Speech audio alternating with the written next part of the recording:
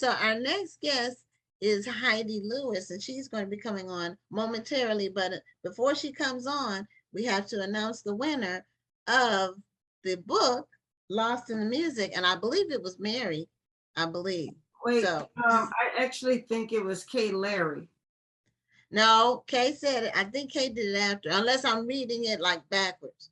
If you scroll up, it was Mary Evans, I think. But just look. I don't know how you can tell. I thought it was Mary when I scrolled up. I think it was Mary, but it could have been Kay. Anyway.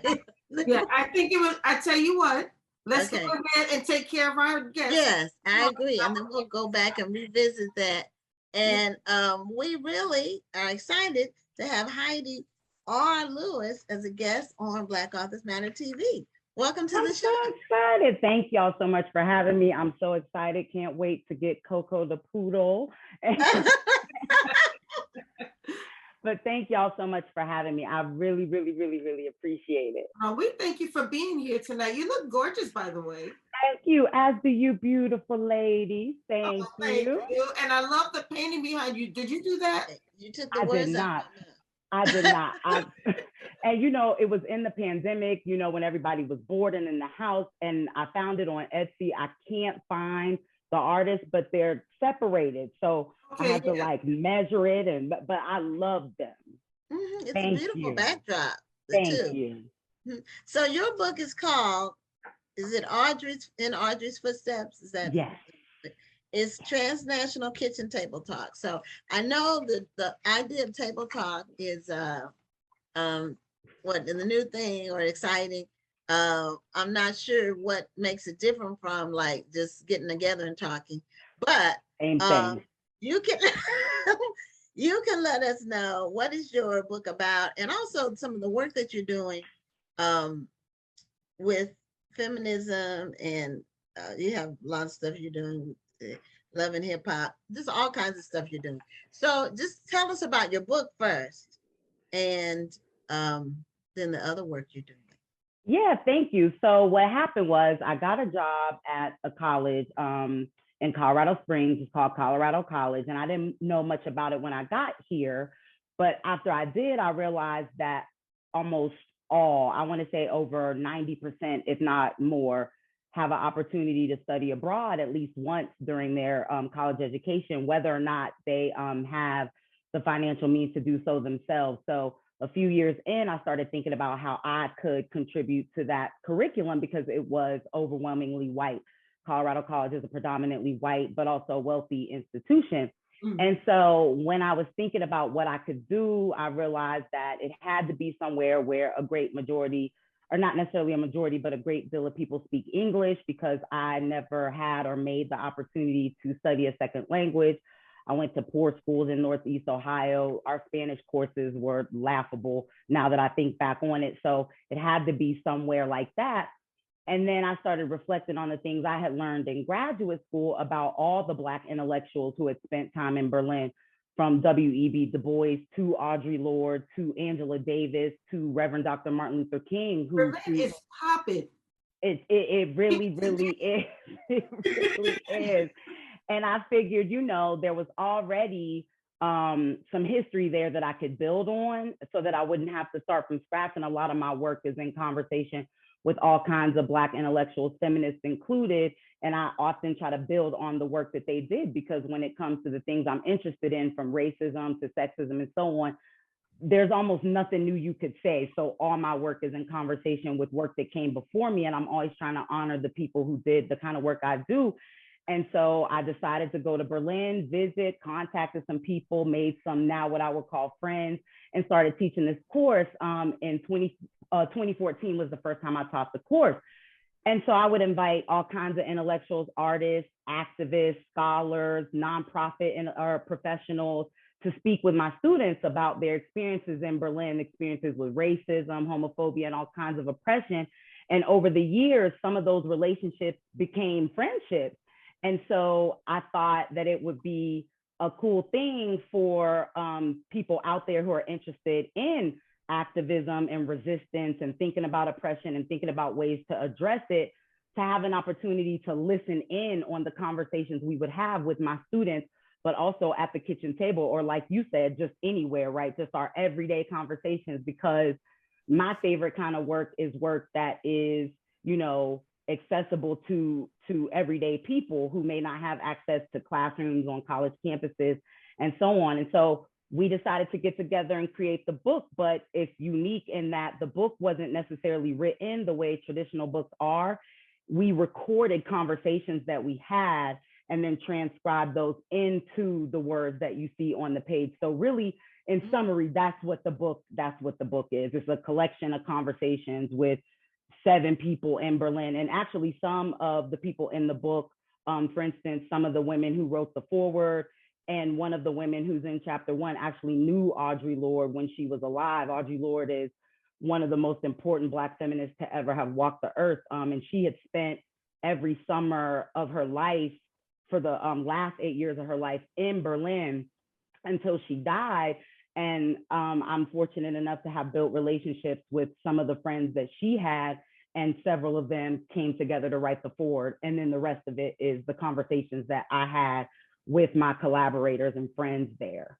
Well, I have to say that just based on what you said, I really want to read this book because, and I'll say it like this, because I'm retired military. Before I visited Berlin, the only thing I knew of Berlin was the military history of it. So even when I went to visit Berlin, as awesome as I thought the city was, it's a true party city, and a lot of people don't realize how much of a party city Berlin really is. But even after I went and visited, and I walked around and soaked in the history, all the places I went to visit, I wanted to see the military history of it. You know, Checkpoint Charlie, which is still standing there. But just listening to you, there was a whole piece of Black history that I could have gotten immersed in. And I'll give you a funny story. When Donald Trump was first elected, the world, I guess, decided to celebrate. And so there's this, and you may have heard of it, there's this really cheap airline in Europe called Ryanair. Ryanair had a whole sale on flights. I was able to buy a ticket to Berlin for like $18. That's I had no idea. Yeah. So what happened was when they decided to do this sale to celebrate Donald Trump winning the election, I took advantage of it. I went ahead and I bought a ticket to Berlin. I had no idea. To Bordeaux, and a ticket someplace else I went. And I decided not to even find a hotel in Berlin. So I went there early in the morning, spent all day and just stayed there until it was time for me to fly back home. And so, but while I was in Berlin, like I said, I walked around. I did a lot of travel. Looking at history. I went to the Wall. I went to Checkpoint Charlie. But had I known about the Black history that I could have gotten immersed in while I was there, it would have been an entirely new experience. And I don't think a lot of people realize that type of history lies in Berlin. I think you're right. How did you find out about it? So it's so funny because when I started thinking about doing the course and started thinking, where can I go that, where people speak a good amount of English and that has the kinds of intellectuals that are doing the kind of work that's similar to me that I'm interested in. I thought back to one of the things I thought back on was exactly what you just said. The fact that my father had spent time in Germany. He was in the US military, several of my relatives. So I knew there was something there. And then I remembered Audre Lorde had spent so much time there with people, and she never learned, she wasn't fluent in German. And then as I started to dig more and more into it, I realized that W.E.B. Du Bois attended graduate school for 2 years at Humboldt University in Berlin.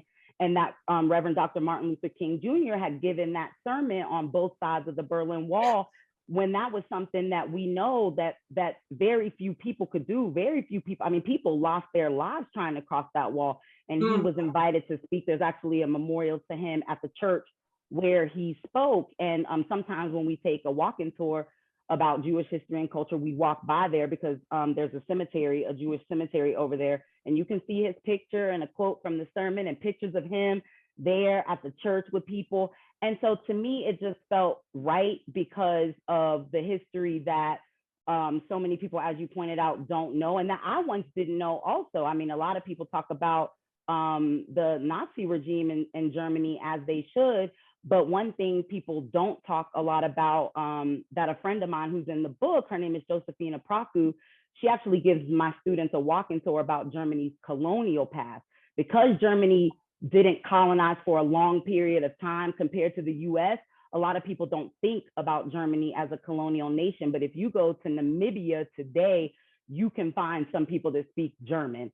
That's how powerful and impactful it was. And a lot of people don't know that Hitler modeled a lot of his work on those German colonists. And so for me, it was just really, the title of my course is Hidden Spaces, Hidden Narratives, Intersectionality Studies in Berlin, because that's what it's trying to do. It's trying to give people access to those histories and those stories that we often don't get taught. Even when we are being thoughtful about these histories, sometimes those stories get brushed to the side. So yeah, that's really the story of how it came to be. Wow. Now, is there, I've never been to Europe, so of course I haven't been to Germany if I haven't been to Europe.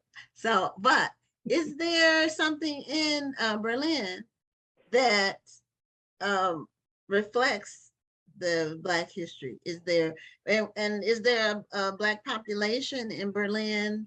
I mean, is there a Black community that has numbers? Tell us about that aspect of it. That's such a great question.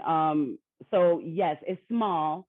I always say I feel so Black when I'm in Berlin, even though it is one of Germany's more racially diverse cities. It's still Germany. But there has been so much activity around Blackness in Germany for a long time. But I'm glad you asked that, because one of the things that makes Audre Lorde's work in Berlin powerful, in Germany as a whole, is that when she arrived in Germany in the 80s, the 1980s, right? Mm-hmm. A lot of Black Germans didn't have a name for themselves. You know, in America, we went through, you know, with the hard R, Negro, Afro-American, African-American, you know, we've had a long history of naming ourselves. But when she got there, one thing she realizes was that they didn't. And so it's because of her and several other Black people in Germany, like some of the women in this book, Huegel-Marshall, Katja Kinzer, Yasmin Edding, Rhea Cheatham. So many people said, you know what, we need a name for ourselves. We need something to call ourselves so that we are not always in a position of being named by other people. And with Audre, they developed the term Afro-German. That didn't exist until the 1980s. I'm 40 years old. I was already born by the time they decided to have a name for themselves. But one of the things that's so interesting is that so many of them, to your point earlier about the military, a lot of Black people in Germany have white German mothers and either African-American fathers who were in the military, or African. Started on that one. Exactly. Or African fathers who came to Germany to go to school because it's free, unlike in the US. And so, but back in the day, but not even back in the day, it was probably more pronounced. If that happened to a Black person in a rural community, it may have been the case that the only other Black person they ever saw was their sibling who had the same parents, or like one other family. But even a comrade of mine over there, he's younger than me. And when he was growing up in Berlin, there was only one other Black kid who would come visit for the summer.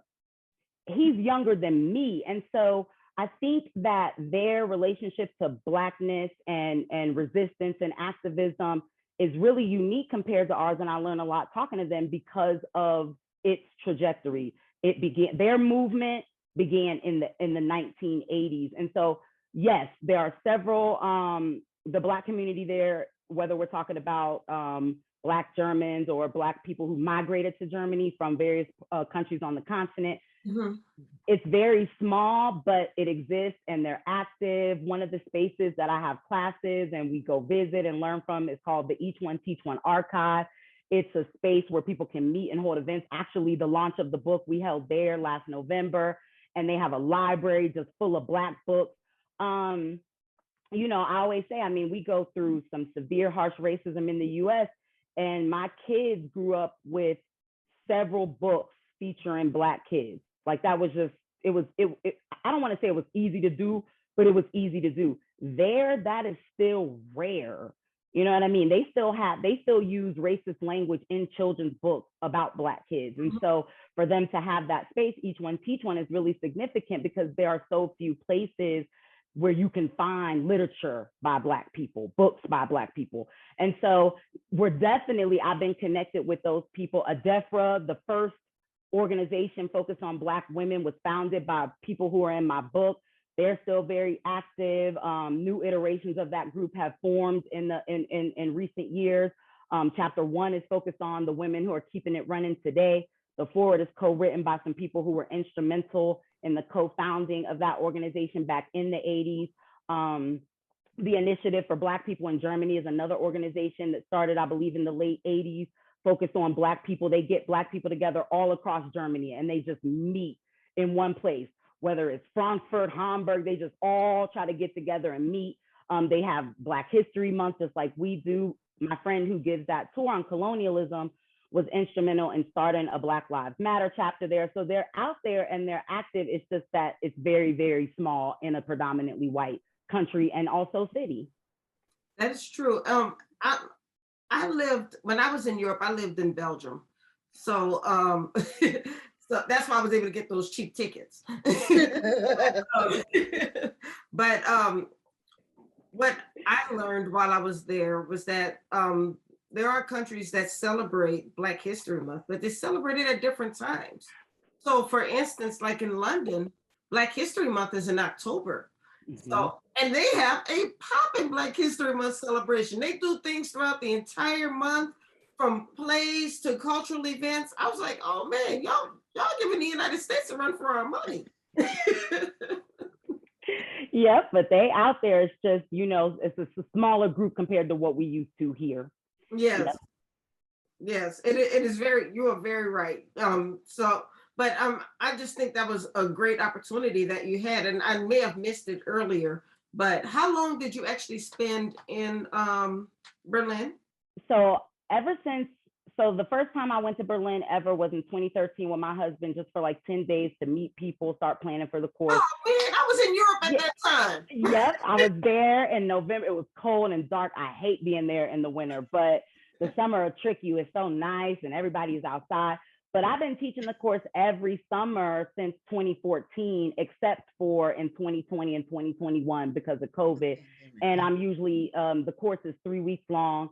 And so, you know, my kids they've been twice before, but they also went this summer. So it's been a privilege to be able to share that with my family and my children, to be able to connect with people and learn about different experiences and share their experiences and I think that's what the book tries to do. It tries to not necessarily expand people's ideas or anything like that, but just to give people an opportunity to connect with people across differences and across borders, and to learn something about the ways people experience Blackness and femaleness across the globe. Because I mean, I've learned so much about, like I always tell people, you know, people claim that Phyllis Wheatley is the first Black woman to write, right? And she published in 1776.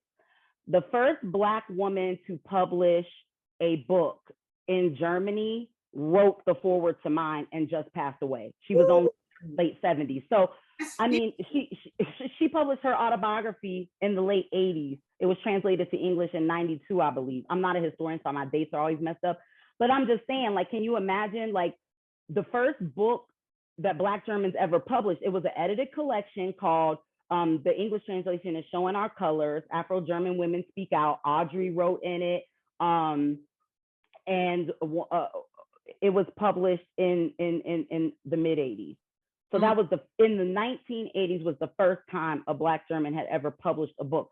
So for me, it's interesting to talk to them about their experiences and how they understand what being Black is and what it means. And not to say that we all agree or that they all agree, but just to know that we've been articulating and writing about and teaching each other about what that means since the 1700s. Right. And for them that tradition isn't even 50 years old just yet. So yeah, that's what I'm hoping that the book does. It just allows us to connect with each other. People who are interested in, my students always either write blogs or create podcasts about the things we do in the course. www.femgeniuses, FEMGENIUSES.com. All their stuff is published there. That walk-in tour I was talking about, people can see pictures, videos, conversations with them that we've had about what it means to be, you know, a Black person in Germany, a Black woman in Germany, and just basically connecting with each other, even though we may not be able to ever touch each other in person. Right, right. Have you had a chance to go to the Netherlands, and in Amsterdam, they actually have there's a program there.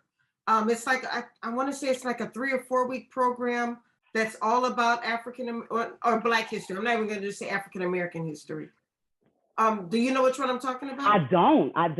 I'm gonna try to find that for you and email me. Yep. Because I wanted to go there while I was stationed there, and I didn't have the chance to. But if I ever have the opportunity to go back and sit in that course, I'll probably be sitting next to you. I would love it. I would love it. I would love it. I would love it. Yes. So the first book published by a Black person, not in Berlin, but in Germany, the whole country. The whole country. That is amazing. I mean, and I would always tell them when I would go, I mean, you know, we have conversations about writing, and one of the women in my book takes a position that's very different from Audre. Audre's position was, we need to write. We need to write and we need to share our stories. And Katja's position is, well, no, we don't. I mean, if you want to, you can, but if not, that's cool too. Live in the moment, enjoy life.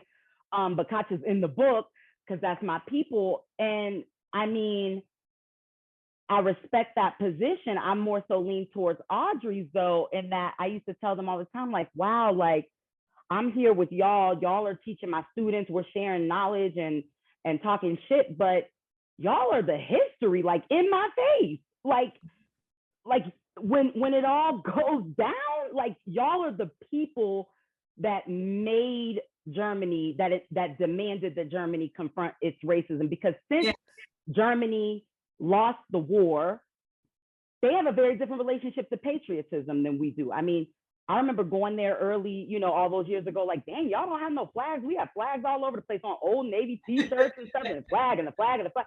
And they would always say, well, that's what happens when you lose the war. You don't necessarily get to wave a flag for what?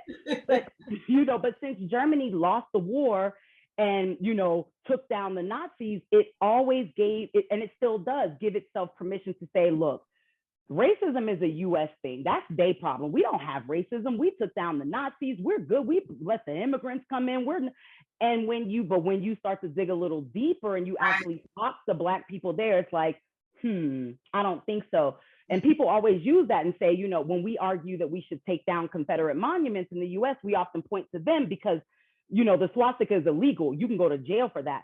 And while that is true, though, there are still monuments to colonialism in Germany. So they kind of do this trick. Well, the US does it too, right? Like, we're not racist, that's over there. You know, we're not this, that's over there. And so, yeah, I think that, you know, just giving people an opportunity to hear those stories helps me make sense of my own stories, learn about other people, and just, yeah. We could need to have a whole nother conversation about all of the racist symbols that you're going to find in Europe that they don't think count as racism. Exactly.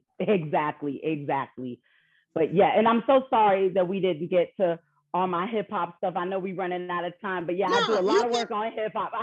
We have some time to talk about your other work, because I want to hear a little bit more about that, because you have a lot of information on it, and so I would hate to not to talk about while you're on. Well, thank you. So you're an associate professor, but and you have a doctorate. What is your doctorate in? My doctorate is in American Studies. I got it from Purdue University. And I also got a certificate in Gender, Women's, and Sexuality Studies. I taught in African American Studies when I was there. So, yep, that's what my PhD did. Nice. Okay. Okay. And now tell us about your hip hop culture and discourse classes. Yes. All of that you deal with. Yeah. Yes, that I am not up to date on some of the vernacular or whatever. And I saw one episode of Love and Hip Hop, and I just didn't get it. So didn't get it.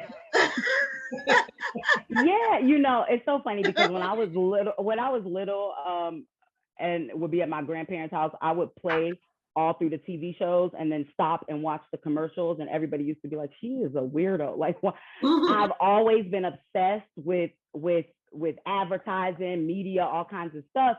And, you know, I don't know what life was like before hip hop. I was born in 1981. So by the time I was born and coming of age, it was already a thing. People thought it might not have lasted, but it was a thing. And so for me, I like to, you know, write about and teach about and learn about media and popular culture, because I think it makes the kinds of things that I do accessible. Everything I do isn't accessible to every single person, as y'all were saying before.